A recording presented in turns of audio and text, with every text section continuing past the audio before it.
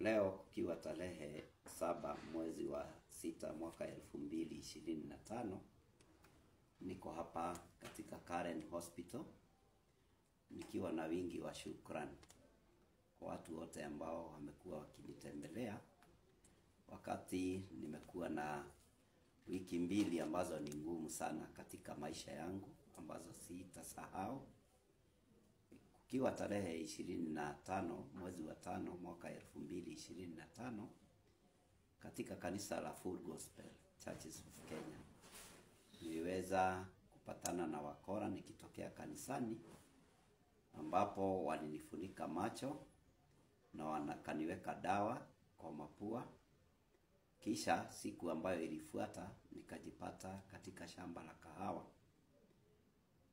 Niliweza kupata msamaria mwema ambaye ni mwana bodaboda, akaja na akaweza kujulisha familia yangu, na ndio wakaweza kuniokoa, wakanileta katika hospitali hii ambapo nimekuwa nikipata matibabu, na niko hapa nikiwa na wingi wa shukrani kwa madaktari na pia kwa watu wote ambao wamekuwa wakinitembelea hapa, wote ambao wamekuwa wakiniombea.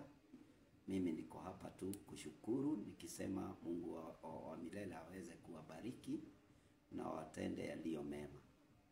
Nikilaani kitendo hiki ambacho nimetendewa, nikilaani maafa yote ambayo yametendeka kupitia wahuni hao ambao wanatembea Kenya yetu. Ni janga ambalo nimelishuhudia, nikiambia Wakenya tuendelee kuombea taifa letu, tuendelee kuombea serikali letu, na pia tukiomba serikali la Kenya liangazie mambo haya, sababu wahuni wakora wameingilia na kuteka nyara watu, nikiwa mmoja wa wale wako na ushuhuda ya kwamba watu wanatekwa nyara katika taifa letu na kisha wanajipata wakiwa pahali pabaya.